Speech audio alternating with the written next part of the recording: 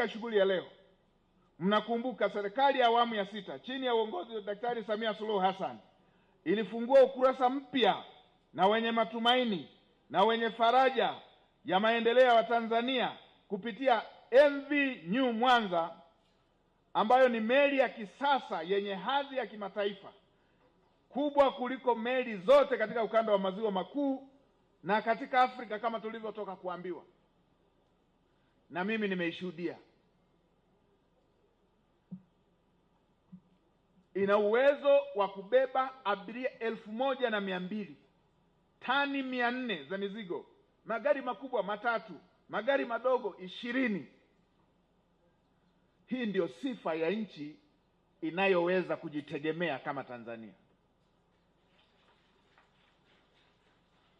Na Mheshimiwa Waziri, wasiliane na Waziri wa Fedha awaelekeze Mamlaka ya Mapato Tanzania, mwatafutie kasehemu hivi na wenyewe waweke kwamba meli hii ni kodi zetu. Wenzetu huwa wakitupatia msaada, hata choo tu cha shule ya msingi wanaweka bango kubwa, sisi tumejenga daraja la Busisi kilomita 3 na sehemu, tumejenga meli kubwa ya aina hii, tumejenga kituo kile pale tulipopita cha kisasa na vifaa vya kisasa ambavyo hata mimi nilibonyeza tu hivi vikaniambia hali ya mawimbi kwenye ziwa leo ikoje. Umeona maneno hayo? Inaleta heshima ya nchi inayojitegemea. Kwa kama ambavyo mmejulishwa, meli hii imepunguza muda wa safari kutoka Mwanza na Bukoba kutoka masaa 8 sasa atakuwa masaa 6 tu. Ukinywa chai na matoke kule Bukoba, unakuja unapata lunch na samaki hapa Mwanza. Ukinywa supu ya samaki hapa, unaenda unakula lunch na senene Bukoba. Hii ni hatua kubwa, na masuala ya usalama yamezingatiwa kwa uzinduzi wa boti zile za ufuatiliaji na za huduma ya kwanza ambayo tumefanya leo. Serikali kupitia miradi hii imejenga vituo 3 vya ufuatiliaji na uokoaji katika maeneo ya Msoma mkoani Mara, na Nsio wilayani Ukerewe, na Kanyala kule Sengerema hapa mkoa wa Mwanza. Hii ni hatua kubwa sana ambayo inastahili kupongezwa na kila mpenda maendeleo katika nchi yetu. Ninapomalizia, niwaombe nitoe maelekezo mahususi. La kwanza, management ya Wizara ya Uchukuzi na kampuni ya usafirishaji majini, hakikisheni kuwa ujuzi uliopatikana kupitia mradi huu unaendelezwa katika kutumika na kuweza kutumika katika miradi mingine ya namna hii. Natambua kuna ujenzi wa meli inaendelea ziwa Tanganyika, ambayo na yenyewe itakuwa kubwa kutuunganisha na majirani wa upande mwingine, na huku tumeunganishwa na majirani wa upande mwingine ambao ni ndugu zetu wa muda mrefu, ambao tutashirikiana nao katika shughuli nyingi kupitia miundombinu hii ambayo tunaijenga. Tumieni ujuzi huu ili kunufaisha na maeneo mengine. Kampuni ya usafirishaji majini, hakikisheni mnashirikiana kikamilifu na wadau wengine wote muhimu kutekeleza mikakati ya kuimarisha usalama wa usafiri wa majini ili kuwalinda wananchi.